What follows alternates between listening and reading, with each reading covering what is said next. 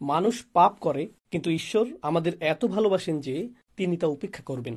হয়তো তিনি সাময়িকভাবে রেগে যাবেন, কিন্তু অবশেষে মেনে নিবেন, কারণ তিনি আমাদেরকে অনেক বেশি ভালোবাসেন। কারণ আমরা বিশেষ মানুষ, আমরা সুবিধাপ্রাপ্ত, আমরা বাছাইকৃত জাতি, তাই আমরা যা খুশি তাই করতে পারি। আমরা তার অবাধ্য হলে তিনি অসন্তুষ্ট হন, কিন্তু ততটা না, এটা কিছু না। لن تمسنا النار إلا أياما معدودة। আগুনে পুড়তে হলেও তা অল্প কয়েকদিনের বেশি হবে না, এরপর সব ঠিক হয়ে যাবে। খ্রিস্টানদের পাপের ধারণাটি ছিল বেশ ভারী। খ্রিস্টানদের পাপের ধারণাটি ছিল আদম আলাইহিসসালাম সেই গাছের ফল খেয়েছিলেন, এবং যেহেতু তিনি সেই গাছের ফল খেয়েছিলেন, ঈশ্বর আদমের উপর এতটাই ক্রুদ্ধ হয়েছিলেন যে তিনি তাকে অভিশাপ দিয়েছেন। আমরা এই পৃথিবীতে মৃত্যুর সম্মুখীন হই আদমের ভুলের কারণে, এবং এই পৃথিবীতে আমাদের কঠোর পরিশ্রম ও কষ্ট করতে হয় আদম আলাইহিসসালামের ভুলের কারণেই। এই পৃথিবী অভিশপ্ত। তো তার পাপের কারণে গাছের ফল খাওয়ার সেই আদি পাপ বা প্রথম পাপের ফলে আমরা সবাই এর মূল্য দিচ্ছি এবং দিতেই থাকব। আর সেই মূল্য এতটাই ভারী যে আপনি যতই ভালো কাজ করেন না কেন তা যথেষ্ট নয়। আপনি মুক্তি পেতে পারবেন না। আপনি অত্যন্ত পাপী, আপনি অত্যন্ত বিপর্যস্ত। তাই তাদের এমন একজনকে দরকার ছিল, ঈশ্বরকে তার নিজের পুত্র হিসেবে কাউকে পাঠাতে হয়েছিল মানবজাতির পাপের মূল্য পরিশোধের নিমিত্তে উৎসর্গ হওয়ার জন্য। কারণ মানুষ যাই করুক না কেন কখনোই তাদের পাপের মূল্য শোধ করতে পারবে না। ঈশ্বরকে বিশেষ কাউকে পাঠাতে হয়েছিল তাদের পাপের মূল্য শোধ করার জন্য। এটাই পাপ সম্পর্কে তাদের ধারণা। আর কোরআন যা বলছে তা হলো, এটি আমাদেরকে আদম আলাইহিসসালামের ঘটনার প্রথম পাপটির প্রসঙ্গে নিয়ে যায়। যদি আপনি এটাকে পাপ বা ভুল বলতে চান একজন মানুষের দ্বারা সংঘটিত, সেটি ছিল প্রথম অবাধ্যতা। কোরআন আমাদেরকে আদম আলাইহিসসালামের ঘটনায় ফিরিয়ে নিয়ে যায়। সংক্ষিপ্ত এই আলোচনায় আমরা যা শিখব তার মধ্যে একটি হলো, যেই মুহূর্তে তারা দুজনেই সেই গাছের ফল খেলেন আলাইহিমুসসালাম, আল্লাহ আজ্জা ওয়া জাল্লা বলছেন, بدت لهما سوآتهما। সহজভাবে বলতে গেলে তাদের পোশাক খুলে গিয়েছিল। আদম এবং হাওয়া দুজনেই তৎক্ষণাৎ বিবস্ত্র হয়ে গিয়েছিলেন। আপনি হয়তো ভাবছেন কেন আল্লাহ আমাদেরকে এটা বললেন। প্রসঙ্গক্রমে বাইবেলে এই ঘটনাটি সম্পূর্ণ ভিন্ন। শুধুমাত্র তাদের পোশাকই সরানো হয়নি, তারা লজ্জিত হয়েছিলেন এবং তারা গাছ বা ঝোপের আড়ালে লুকাতে শুরু করেছিলেন। আর ঈশ্বর তাদের উপর রেগে যান এবং তিনি চারপাশে খুঁজতে শুরু করেন, কিন্তু খুঁজে পাননি। এটা খ্রিস্টানদের বর্ণনা। অবশেষে তিনি তাদেরকে খুঁজে পান এবং তাদের অভিশাপ দেন। কোরআনের বর্ণনাটি অবশ্যই তেমন নয়, কারণ আল্লাহ হলেন আল আলিম। তাদের পোশাক খুলে গিয়েছিল, আল্লাহ এইটুকু উল্লেখ করেছেন। بدت لهما سوآتهما। তাদের দেহ অনাবৃত হয়ে গেল এবং তারপর তারা জান্নাতের পাতা দিয়ে নিজেদেরকে ঢাকতে শুরু করলেন। وطفقا يخصفان عليهما من ورق الجنة। তারা এটাই করতে শুরু করলেন। প্রশ্ন হলো, আমরা এটা থেকে কি শিখতে পারি? কেন আল্লাহ আমাদেরকে এই খুঁটিনাটি বলছেন? আল্লাহ আজ্জা ওয়া জাল্লা সম্ভবত এই আয়াতে পাপ এবং বিবস্ত্র হওয়ার মধ্যে একটা সংযোগ স্থাপন করেছেন। সেই সংযোগটি কি? সংযোগটি হলো, যখন আমি পাপ করি, যখন আপনি পাপ করেন, মানুষ তা দেখে না, কেউ তা দেখে না। আপনি এমন কাজ করতে পারেন যা সম্পর্কে কেউ জানে না। আপনি কারো সামনে চিহ্নিত নন, কোনো ক্যামেরা চালু ছিল না, কোনো সাক্ষী ছিল না, তাই না? মানুষ জানে না, আপনার বাবা মা জানে না, আপনার জীবনসঙ্গী জানে না, আপনার ভাই বোন জানে না, মানুষ জানে না। প্রথম যে শিক্ষা আল্লাহ আমাদেরকে দিচ্ছেন, কে জানলো বা না জানলো তাতে কিছু যায় আসে না। প্রত্যেকবার পাপ করার সময় আপনি যেন আল্লাহর সামনে বিবস্ত্র, আপনি আল্লাহর সামনে উন্মোচিত এবং আপনি নিজের সামনে উন্মোচিত। পাপের দুজন সাক্ষী থাকে। প্রথম সাক্ষী হলেন স্বয়ং আল্লাহ এবং দ্বিতীয় সাক্ষী আপনি নিজে। সেখানে অন্য কেউ ছিল কিনা তা বড় বিষয় নয়। যদি অন্য কেউ সেখানে থাকতো আপনি লজ্জিত হতেন। আল্লাহ যা বলছেন, আসলে আপনার ভিতরে এমন কিছু আছে, আমার ভিতরে এমন কিছু আছে যা এমনিতেই আমাদেরকে লজ্জিত করে। আমাদের ভিতরে একটি বিবেক আছে। এটা এমন, আল্লাহ আদম আলাইহিসসালামের কাছে প্রকাশ করেননি যে তোমার পোশাক পরা উচিত। তখনও এই ধরনের কোনো শিক্ষা ছিল না। যদিও এমন কোনো শিক্ষা ছিল না, তবুও যেই মুহূর্তে পোশাক খুলে গেল তারা সাথে সাথে নিজেদের ঢাকার চেষ্টা করলেন, কারণ তারা লজ্জা অনুভব করছিলেন। তারা বিব্রত ও লজ্জিত বোধ করছিলেন। আল্লাহ তাদেরকে অপমানিত বোধ করতে বলেননি। আল্লাহ সেটা মানুষের ফিতরাতের মধ্যে, মানুষের স্বভাবের মধ্যে দিয়ে দিয়েছেন। আমার ভিতরে এমন কিছু আছে এবং আপনার ভিতরে এমন কিছু আছে যা বলে যে এটা একটা লজ্জাজনক বিষয়। এজন্য না যে মানুষ জেনে ফেলবে, বরং এটা আমার নিজের আত্মার জন্যই লজ্জাজনক। আমি এমন হতে চাই না, আমি নিজেকে অপমানিত করতে চাই না। আর তারা মরিয়া হয়ে যে কোনো উপায়ে নিজেদেরকে ঢাকার চেষ্টা করছিলেন, ঠিক যেমন আমরা কোনো ভুল করে ফেললে নিজেদেরকে যে কোনো উপায়ে ঢাকতে চাই। একটা মরিয়া ভাব থাকে। এটা শুধুমাত্র মানুষের চোখের আড়ালে নিজেদের ঢাকা নয়, নিজেকে ঢাকার আরও একটি মাত্রা রয়েছে। আর তা হলো, যখন আমি কোনো ভুল করি তা স্বীকার করা আমার জন্য কঠিন। আমি ভান করতে চাই যে আমি বিবস্ত্র নই। নিজেকে রক্ষা করার জন্য, নিজেকে ঢাকার জন্য আমি সম্ভাব্য সব কিছুই করি। আপনি হয়তো এমন মানুষ চিনেন যাদের কাছে গিয়ে যদি বলেন, আপনি কি কখনো ভুল করেছেন, তারা বলে, না, আমি কখনো ভুল করিনি। আপনি কিসের কথা বলছেন? আমার একমাত্র ভুল ছিল আপনার কথা শোনা। তারা স্বীকার করে না যে তারা ভুল করে। তারা স্বীকার করে না যে তারা ভুল। অনেক ক্ষেত্রে আপনার পরিবারেই এমন মানুষ থাকে। আর যখন একজন মানুষের জন্য স্বীকার করা কঠিন হয় যে আমি আমার জীবনে কখনো ভুল কিছু বলিনি, তারা নিজের কাছেও তা স্বীকার করতে পারে না। জানেন এটা কি? তারা নিজেদেরকে ঢাকতে মরিয়া। তারা নিজেদেরকে একটি নেতিবাচক রূপে দেখাটা মেনে নিতে পারে না। তাই তাদের ভান করতে হয় যে কখনো কোনো ভুল হয়নি। তারা ঢাকতে থাকে এবং ঢাকতে থাকে। তাই এখন সেই অবস্থা থেকে আল্লাহ বর্ণনা করছেন, فعصى آدم ربه। এটা অনুবাদ করা কঠিন, কারণ নবীদের প্রতি আমাদের ইসমাত রয়েছে, নবীদের জন্য আমাদের সম্মান ও মর্যাদা রয়েছে। কিন্তু আল্লাহ যা বলার তাই বলেন, তাই না? والله يقول الحق وهو يهدي السبيل। আল্লাহ সত্য বলেন এবং তিনি সত্য প্রকাশে রাখ ঢাক করেন না। আয়াতটির আক্ষরিক অর্থ হল, আদম আলাইহিসসালাম তার রবের অবাধ্য হয়েছিলেন। আয়াতটি এটাই বলছে। فعصى آدم ربه فعصى آدم ربه। এখন এই ইসিয়ান এর বিষয়টি, যেটিকে আমরা অবাধ্যতা হিসেবে অনুবাদ করছি, তা আসলে আসা বিশেষ্য থেকে এসেছে। আসা অর্থ লাঠি বা ছড়ি, যেমন মুসা আলাইহিসসালামের আসা, তাই না? আর আসার ধারণাটি হল সুলভ, কোনো কিছু কঠিন হওয়ার ধারণা, কোনো শক্ত জিনিস। পাপের ধারণাটি হল আমার এবং আপনার হৃদয় স্বাভাবিকভাবেই কোমল হওয়ার কথা। এটা আল্লাহর স্মরণে পরিপূর্ণ থাকার কথা। আল্লাহ এভাবেই আমাদেরকে তৈরি করেছেন। আর যখন কোনো পাপ সংঘটিত হয় এবং তা উন্মোচিত হয়, সাথে সাথেই হৃদয় বলে, তোমার ভুল ঢেকে ফেলো, তোমার ভুল ঢেকে ফেলো, প্রতিক্রিয়া দেখাও। তাই যে মুহূর্তে আমি পাপ করতে যাচ্ছি, সেই মুহূর্তে ক্ষণিকের জন্য আমার হৃদয় কঠিন হয়ে যায়, শক্ত হয়ে যায়। আর আমি নিজেকে বলি, আমি জানি এটা ভুল, কিন্তু এটা আমি করবই, আমি পরোয়া করি না। এটা নিয়ে ভাবা বন্ধ করো, শুধু এগিয়ে যাও, শুধু সামনে চলো। এবং আপনি আপনার ভেতরের ভালোটিকে স্তব্ধ করে রাখেন এবং নিজের বিরুদ্ধে কঠোরতা দেখান। পাপ কাজে লিপ্ত হতে আপনি নিজের বিরুদ্ধে কঠোর হয়ে ওঠেন। ঠিক সেই মুহূর্তে, স্থায়ীভাবে নয়, অন্তত সেই মুহূর্তে। তারপর আল্লাহ শুধু এই পর্যন্ত বলে ছেড়ে দেননি যে আদম তার অবাধ্য হয়েছিলেন। তারপর তিনি তওবা করেছিলেন এবং আল্লাহ তাকে ক্ষমা করেছিলেন। আমরা ঘটনাটি জানি, কিন্তু আল্লাহ আরও একটি শব্দ যোগ করেছেন। তিনি বলেছেন, فغوى فغوى وعصى آدم ربه فغوى তারপর। ثم اجتباه ربه فتاب عليه وهدى। তো গওয়া শব্দটি এখানে কি করছে? গওয়া শব্দটির সহজ অনুবাদ হলো তিনি পথ হারিয়েছিলেন বা পথ ভ্রষ্ট হয়েছিলেন। কিন্তু আরবিতে গাই অর্থ হলো ضل عن المطلوب। যখন একজন ব্যক্তি তার পথ হারিয়ে ফেলে, তার কোথাও যাওয়ার কথা ছিল কিন্তু সে অন্য পথে চলে গিয়েছে। আদম আলাইহিসসালাম যখন সেই ভুলটি করেন, তিনি এক মুহূর্তের জন্য অনুভব করেন, এখন আমি কি করব, আমার কি করা উচিত। প্রসঙ্গত, তিনি প্রথম মানুষ এবং কোনো মানুষের দ্বারা সংঘটিত এটাই প্রথম ভুল। আল্লাহ তখনও নাজিল করেননি যে ভুল করলে ইস্তিগফার করো, তাওবা করো, ভুল করলে আল্লাহর দিকে ফিরে এসো, ভুল করলে এই জিকির করো। যখন তুমি ভুল করো, এর পুনরাবৃত্তি করো না। আল্লাহর কাছে প্রতিজ্ঞা করো তুমি আর ভুলটি পুনরাবৃত্তি করবে না। যখন তুমি ভুল করবে, শুধু মনে রাখবে আল্লাহ আল গফুর আর রহিম, চিন্তা করো না। এর কোনো কিছুই তখনও নাজিল হয়নি। তিনি এর কিছুই জানেন না। আমরা জানি যে আল্লাহ এই বিষয়গুলো নাজিল করেছেন, কিন্তু তার কোনো ধারণাই নেই। তিনি শুধু এটুকুই জানেন যে তিনি জান্নাতে প্রবেশের আগে ইবলিসকে দেখেছিলেন। তিনি পুরো ঘটনাটি দেখেছিলেন। তিনি দেখেছিলেন আল্লাহ হুমকি দিচ্ছেন, আদমের সন্তানদের মধ্যে যারা ইবলিসের অনুসরণ করবে, আমি তাদের দিয়ে জাহান্নাম পূর্ণ করব।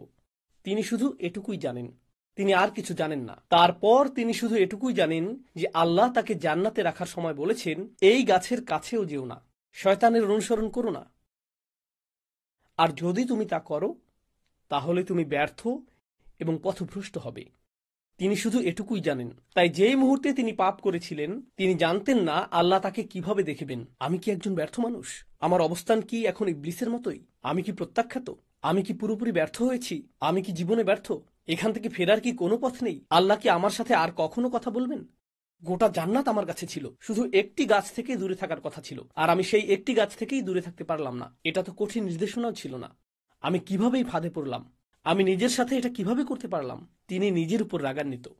তিনি জানেন না নিজের সাথে কি করবেন। যেখানে থাকার কথা ছিল তিনি সেখান থেকে হারিয়ে গেছেন। আমার কোথায় যাওয়ার কথা? পোশাকটি কি কখনো ফিরে আসবে? আমি কি এই পাতা পরেই থাকবো? আল্লাহ আমাকে কি বলবেন? এখানে উদ্বেগ রয়েছে, ভয় রয়েছে, রয়েছে আত্মবিচার, রয়েছে লজ্জা, রয়েছে অপরাধবোধ, রয়েছে অনুশোচনা। আল্লাহ আমাদের শেখাচ্ছেন, কারণ সেই পাপটি আপনাদের প্রত্যেকের জন্য, আমার নিজের জন্য এবং আমার পরিবারের প্রত্যেক সদস্যের জন্য। প্রত্যেকবার পাপ করার সময় একটি শিক্ষা হওয়া উচিত।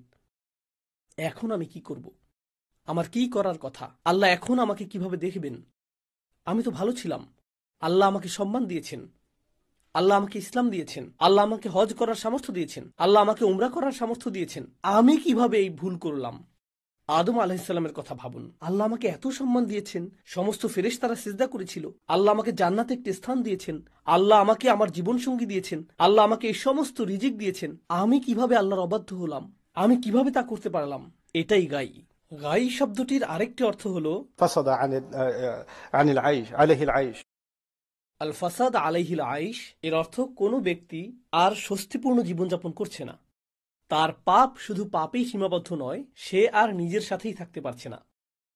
সে গভীর অস্বস্তির মধ্যে রয়েছে, সে স্বস্তি খুঁজে পাচ্ছে না। প্রকৃতপক্ষে গাই শব্দটি এক্ষেত্রেও ব্যবহৃত হয় যখন শিশুকে দুধ দেওয়া হয় এবং কখনো কখনো তার পেট গ্যাসে পূর্ণ ও শক্ত হয়ে যায় এবং সে ব্যথায় কাঁদতে শুরু করে, কারণ সে ঠিকমতো দুধ হজম করতে পারছে না। আর যখন আপনার পেটের সমস্যার কারণে গ্যাস বা ডায়রিয়া বা বমি হয়, অর্থাৎ গ্যাস্ট্রোনমিক্যাল সমস্যা হয়, সেটাকেও আসলে বিগওয়াত বলা হয়। আরবিতে এটাকেও গাই বলা হয়। আল্লাহ যেন বলছেন যে যখন সে এই ভুলটি করে, তার ভেতরে কোনো একটি অস্বস্তি তৈরি হয় আর তার ভেতরে কোনো একটা অশান্তি সৃষ্টি হয়। সে নিজের সাথেই সহজ হতে পারে না। فإن له معيشة ضنكا. একই সূরা এসেছে যে আল্লাহ ও তার রাসূলের অবাধ্য হবে, সে একটি অস্বস্তিকর, সংকুচিত, সীমাবদ্ধ জীবনযাপন করবে। পাপ দেখতে ভালো, এটা আকর্ষণীয়, কিন্তু একবার আপনি তা করে ফেললে একটি অসুস্থতা বোধ চলে আসে। ঠিক যেমন মানুষ মাতাল হলে পরের দিন অসুস্থতা দেখা দেয়, একই সাথে পরিণতিও আসে। এটাই ফিতরা যা আল্লাহ সৃষ্টি করেছেন। যে কোনো বিষাক্ত জিনিস, আপনি হয়তো কোনো এক মুহূর্তে কোনো মাদক বা অ্যালকোহল বা অন্য কিছু থেকে এক ধরনের উন্মাদনা পেতে পারেন, অথবা জুয়া বা অন্য কিছু থেকে আপনি উত্তেজনা পেতে পারেন, কিন্তু এর প্রভাব কেটে যাওয়ার পর দেখতে পান যে আপনি এখন ঋণী। মানুষ আপনাকে খুঁজে বেড়াচ্ছে, আর আপনি আপনার পরিবারকেও ধ্বংস করে দিয়েছেন। এমন একজনের সাথে আমার সাক্ষাৎ হয়েছিল যার মদ্যপানের অভ্যাস ছিল। সে বলল, আমি মদ্যপান ছেড়ে দিয়েছি। কেন? কারণ একদিন সকালে আমি ঘুম থেকে উঠে দেখি আমার হাতে রক্তমাখা, আর আমি জানতামও না এটা কার রক্ত। রাস্তা দিয়ে হাঁটার সময় যে লোকটি আসছে, এটা কি সেই লোক যাকে আমি মেরেছিলাম? এখন কি সে আমাকে মেরে ফেলবে? তাই আমি সারাদিন ভয়ে ভয়ে ঘুরে বেড়াতাম, কারণ আমি জানি না কাকে আমি মেরেছিলাম। সুবহানাল্লাহ। তারা এর মধ্যেই বাস করে। আপনি একটি পাপ করেন এবং এর সাথে আসে এক অস্বস্তিকর জীবন, এর সাথে আসে এই অস্থিরতা। আদম আলাইহিস সালাম এই অস্থিরতার মধ্যেই ছিলেন। এটা বোঝা জরুরি, কারণ যখন আপনি সেই অস্থিরতার মধ্যে থাকেন এবং আপনি পথ হারিয়ে ফেলেন, তখন আপনার মনে হয় আপনার আশা শেষ। নিজেকে মুক্ত করার জন্য আপনার কিছুই করার নেই, যা আসলে একটি খ্রিস্টান ধারণা। আদম সেই ফল খেয়েছিলেন, তা আমি আপনাদের আগেই বলেছিলাম। তার মুক্তি এখন অসম্ভব। এর সংশোধনের জন্য তার কিছুই করার নেই। আপনি যতই ভালো কাজ করুন না কেন, আপনি সবকিছু নষ্ট করে ফেলেছেন। আপনি যতই প্রার্থনা করুন, যতই দান করুন, যতই তওবা করুন, আমি জানি আপনি আসলে কি। আমি জানি আপনার ভিতরের শয়তানি। আপনি যথেষ্ট ভালো নন, আপনার সকল কাজ মূল্যহীন। আর জানেন, ইবলিস এই ধারণাটি মুসলিমদের কাছে বিক্রি করতে খুব পারদর্শী। ঠিক গতকাল একজনের সাথে আমার সাক্ষাৎ হয়েছে, যে আমাকে বলেছে, আমি কোরআন তেলাওয়াত করি, আমি ইবাদত করি, আমার মনে হয় আমি আল্লাহর সাথে সংযুক্ত নই, এর কোনো কিছুই কোনো কাজে আসছে না। আপনার কি মনে হয় এই ধারণাটি কোথা থেকে এসেছে? সে এমনকি বলেছে, আমি অন্য মানুষকে দেখি, তারা কোরআন তেলাওয়াত করে, তারা ইবাদত করে, তারা আমার চেয়ে অনেক বেশি ভালো কাজ করে। আপনার এই ধারণা কোথা থেকে আসে? আপনি ভাবেন তারা ভালো কাজ করছে, আর আপনার আমল কোনো কাজেই আসছে না। তুলনার এই ধারণা কে চায় আপনি তুলনা করেন? ইবলিস চায় আপনি তুলনা করেন, কারণ সে তুলনা করেছিল। ইবলিস চায় আপনি ভাবুন আপনি যাই করেন তা যথেষ্ট নয়, কারণ তার উদ্দেশ্য হলো আপনাকে বিশ্বাস করানো যে আপনি যথেষ্ট ভালো নন। আপনি এতটাই ভালো যে সমস্ত ফেরেশতারা সিজদা করেছিল। কিন্তু ইবলিসের কাজ হলো আপনাকে বোঝানো আপনার কোনো কাজই আপনাকে মুক্তি দিতে পারে না। আপনি একটি ভুল করছেন আর আপনি শেষ। কেন? কারণ ইবলিস একটি ভুল করেছিল এবং সে বিশ্বাস করেছিল সে শেষ। সুতরাং সে চায় আপনি তাই বিশ্বাস করুন যা সে বিশ্বাস করে। আসলে এটাই গাই। যেমনটি আল্লাহ বলেছেন, আদম ভুল করার পর এই গাই অনুভব করেছিলেন। হারিয়ে যাওয়ার এই অনুভূতি, এই অস্বস্তি, এই যে আমি আমার পথ হারিয়ে ফেলেছি, আমি যেখানে ছিলাম সেখানে নেই, ঠিক এই অনুভূতিটাই ইবলিস অনুভব করেছিল। সে আল্লাহকে বলেছিল فبما أغويتني একই শব্দমূল থেকে, আপনি আমাকে গাই অনুভব করিয়েছেন এবং সেই কারণেই আমি তাদেরকে পথভ্রষ্ট করব। সে অনুভব করেছিল যে সে গাইয়ের অভিজ্ঞতা লাভ করেছে, তাই সে চায় আদম সন্তানেরা এবং স্বয়ং আদমও গাইয়ের অভিজ্ঞতা লাভ করুক। فغوى এবং এই দুর্বল মুহূর্তে খ্রিস্টানরা বলে আপনার মুক্তি অসম্ভব। আমি আরেকটি প্রোগ্রামে দর্শকদের বলেছিলাম যে আপনি যদি বিশ্বজুড়ে পুরনো গির্জাগুলিতে যান, আপনি লক্ষ্য করবেন বিশেষ করে ক্যাথলিক গির্জাগুলোতে তাদের জানালাগুলো খুবই অন্ধকার। তাদের জানালায় কালো দাগ থাকে। দেখবেন ভবনটি খুবই অন্ধকারাচ্ছন্ন, খুব উঁচু ছাদ, আর ভেতরে প্রবেশ করলে আপনি এক প্রকার ভয় পেয়ে যাবেন। বড় গির্জা আছে এমন শহরগুলিতে যদি কখনো ঘুরে থাকেন, যদি আপনি কোনো মসজিদের কাছে যান, আপনি স্বস্তি অনুভব করবেন। কোনো গির্জার পাশ দিয়ে হেঁটে গেলে হাঁটার গতি বাড়িয়ে দেন, তাই না? আপনি যদি একটি বড় গির্জায় প্রবেশ করেন, দেখবেন সেখানে অনেক অন্ধকার। সামনের দিকেই যিশু অথবা মেরির কোনো চিত্র বা দেয়ালে খোদাই করা মূর্তি থাকে এবং সেটি সবসময় সাদা বা স্বচ্ছ কাচ দিয়ে করা হয়, কালো কাচ নয়। কেন? কারণ তারা চায় সেখান থেকে সূর্যের আলো ভেতরে আসুক, যাতে আপনি অনুভব করেন যে আপনার জীবন অন্ধকারে ঘেরা এবং আলো একমাত্র যিশুর কাছেই রয়েছে। ইসলামে এই ধারণাটি এরকম, মূলত আপনার ভেতরে একটি আলো রয়েছে, আপনার ভেতরে একটি ফিতরা রয়েছে এবং সেই প্রত্যাদেশ আল্লাহ আমাদের যে বার্তা দিয়েছেন সেটিও আলো। আপনার ভেতরের আলো আল্লাহর বাণীর আলোর সাথে মিলিত হয়। আল্লাহ এটিকে বর্ণনা করেছেন নূরুন আলা নূর হিসেবে। তিনি এটিকে এভাবেই বর্ণনা করেছেন। তাদের ধারণা হলো আপনি অন্ধকারে রয়েছেন এবং আলো খুঁজে পাওয়ার একমাত্র মাধ্যম এমন কেউ যাকে রক্তাক্ত করে উৎসর্গ করা হয়েছিল। সুবহানাল্লাহ। আল্লাহ আমাদের চমৎকার একটি ধর্ম দিয়েছেন, যেখানে আমরা ভুল করলেও এর অর্থ এই নয় যে আমাদের আলো অদৃশ্য হয়ে গেছে। এর অর্থ এই নয় যে আমরা এখন শেষ হয়ে গেছি, আমরা ভেঙে পড়েছি। প্রকৃতপক্ষে সূরা নূরে যখন কেউ অনেক পাপ করে, আল্লাহ তার পাপকে এমন কারোর সাথে তুলনা করেছেন যে সমুদ্রের মধ্যে ডুবে যাচ্ছে, অন্ধকার রাতে, ঝড়ের কবলে, আকাশে মেঘ আর পানিতে আলো প্রবাহের সমস্যা হলো আপনি যত গভীরে যাবেন তত অন্ধকার হতে থাকবে, তত অন্ধকার হতে থাকবে, তত অন্ধকার হতে থাকবে। এবং আপনি যখন সমুদ্রের গভীরে পৌঁছে যাবেন, সেখানে রয়েছে সুনামির ঢেউয়ের উপর ঢেউ, তাই না? موج من فوقه سحاب। আল্লাহ এভাবেই বর্ণনা করেছেন। সে তলদেশে রয়েছে। এখন এই ব্যক্তিটি সমুদ্রের তলদেশে, সেখানে কোনো আলো নেই। আর তারপর আল্লাহ বলছেন, إذا أخرج يده لم يكد يراها। তিনি বলেননি যে, إذا أخرج يده لم يرها। তিনি বলেছেন যখন সে সমুদ্রের তলদেশে হাত বের করে, আপনি ভাবতে পারেন যে আল্লাহ বলবেন হাত বের করলে এমনকি সে তার হাতও দেখতে পায় না। আল্লাহ বলছেন যখন সে হাত বের করে সে প্রায় তার হাত দেখতে পায় না, এমনকি তখনও সে তার হাত কিছুটা দেখতে পায়। দেখার জন্য আপনার আলো প্রয়োজন। আর আল্লাহ বর্ণনা করছেন যে আপনি সমুদ্রের তলদেশে আছেন যেখানে কোনো আলো নেই।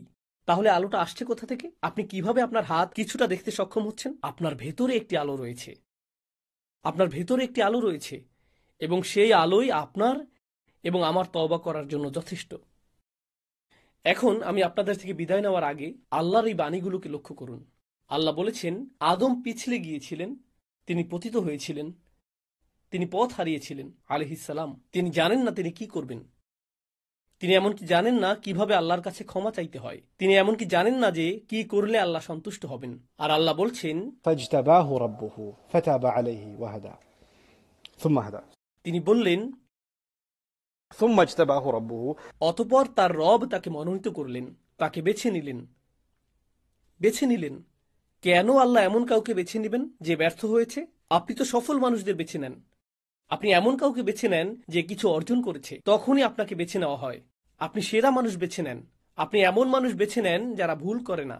আল্লাহ বলেছেন তিনি আদম আলাইহিসসালামকে ঠিক সেই মুহূর্তে বেছে নেন যখন তিনি ভুলটি করেছিলেন।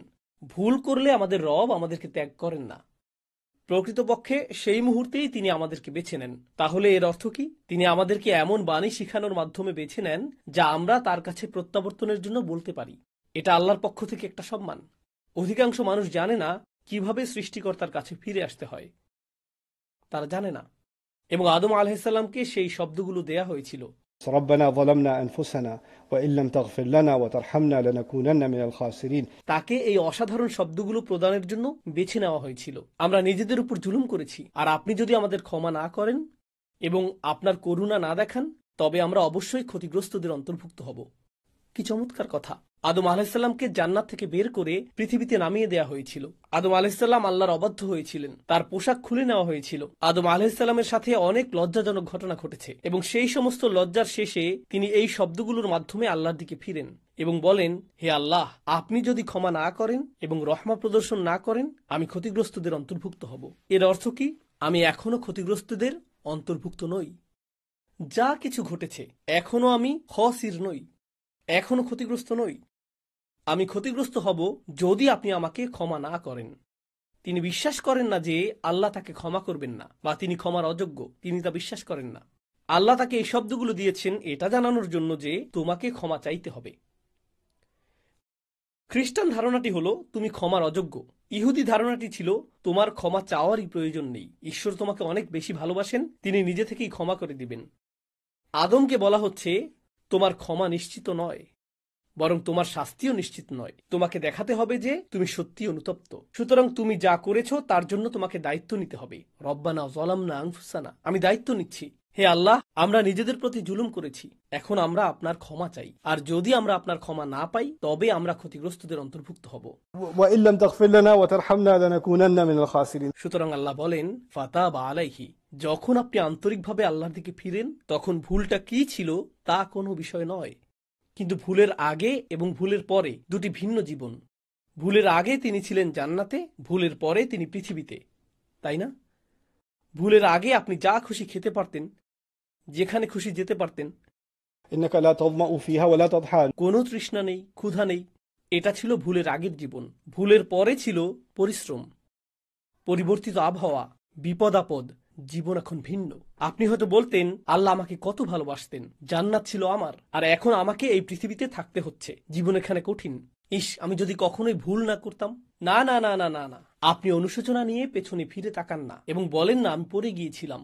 এর অর্থ শুধুমাত্র এই যে একটি ভুলের পরে আল্লাহ আপনাকে একটি নতুন বাস্তবতা দেন, এবং এখন আপনাকে সেই নতুন বাস্তবতার মুখোমুখি হতে হবে। আগামীকাল হবে আরেকটি বাস্তবতা, পরশু হবে আরেকটি বাস্তবতা। প্রতিটি নতুন বাস্তবতার সাথে আপনি হয়তো ভিন্ন ধরনের ভুল করার চ্যালেঞ্জের সম্মুখীন হবেন। আপনি এবং আমি যখন জীবনে যাত্রা অব্যাহত রাখব, নতুন ধরনের চ্যালেঞ্জ আসতে থাকবে, নতুন ধরনের ভুলের সুযোগ আসতে থাকবে, এবং আমরা সেগুলো এড়ানোর জন্য সর্বোচ্চ চেষ্টা করব। কিন্তু কখনো কখনো আমরা পিছলে যাব এবং পড়ে যাব। আর যখন আমরা পিছলে যাই এবং পড়ে যাই, আমরা বলবো না যে ইস, গত রমজান আমি কত ভালো ছিলাম, আমি জানি না এখন আমার কি হয়েছে। আমি যখন হজ করেছিলাম তখন অনেক ভালো ছিলাম, আমি আল্লাহর অনেক কাছাকাছি ছিলাম, জানি না কিভাবে সব তালগোল পাকিয়ে ফেলেছি, আমি এখন একজন ব্যর্থ মানুষ। আপনি পেছনে ফিরে তাকাতে থাকবেন না এবং বলবেন না যে আগের অবস্থা ভালো ছিল, এখন কি হলো। কারণ যদি তেমনটা ঘটতো, আদম আলাইহিসসালাম পেছনে ফিরে তাকাতেন, ও মাই গড, জান্নাতের ফল কত চমৎকার ছিল, এখন আমাকে এই কলা খেতে হচ্ছে।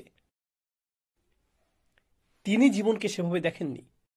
তিনি শুধু বুঝেছেন আল্লাহর কাছ থেকে তার শুধুমাত্র এখন ক্ষমাই প্রয়োজন, এবং সেই ক্ষমা পাওয়ার সবচেয়ে সহজ উপায় হলো শুধু আন্তরিকভাবে আল্লাহর কাছে ক্ষমা চাওয়া এবং নিজের জীবন নিয়ে এগিয়ে যাওয়া। সামনে এগিয়ে চলা, পেছনে নয়, সামনে এগিয়ে যাওয়া। তিনি এমনকি আল্লাহকে কখনোই জিজ্ঞেস করেননি, হে আল্লাহ, আমি কি জান্নাতে ফিরে যেতে পারি? আমি দুঃখিত, আমি কি ফিরে যেতে পারি? তিনি তা করেননি, কারণ আল্লাহ মানুষকে পেছনে যাওয়ার জন্য তৈরি করেননি, আল্লাহ মানুষকে সামনে যাওয়ার জন্য তৈরি করেছেন। আমরা এগিয়ে যাই, আমরা পেছনে যাই না। সুতরাং ওয়া ইল্লাম তাগফির লানা ওয়া তারহামনা লানাকুনান্না মিনাল খাসিরিন। যখন তিনি তওবা করলেন, আল্লাহ বলেন ফাতাবা আলাইহি, আল্লাহ তার তওবা কবুল করলেন। আল্লাহ বলেননি আমাকে তোমার এত কুরবানি এবং এত রক্ত এবং এত কিছু দিতে হবে। না না না না, কোনো জটিলতা নেই। যখন আপনি আল্লাহর কাছে ফিরে আসেন এবং ক্ষমা চান, এটুকুই যথেষ্ট, এটা যথেষ্ট, তওবা সম্পূর্ণ। এবং শুধু তাই নয়, এরপর আল্লাহ বলছেন ওয়াহাদা, তারপর আল্লাহ তাকে পথ দেখিয়েছেন। ঠিক আছে, তুমি যে ভুল করেছো আমরা এখন তা পার করে এসেছি, বরং এখন থেকে আমি তোমাকে তোমার জীবনযাপনের জন্য নির্দেশনা দিচ্ছি। এখন থেকে আমি তোমাকে সাহায্য করছি, আমি তোমাকে আবার উঠে দাঁড়াতে সাহায্য করছি।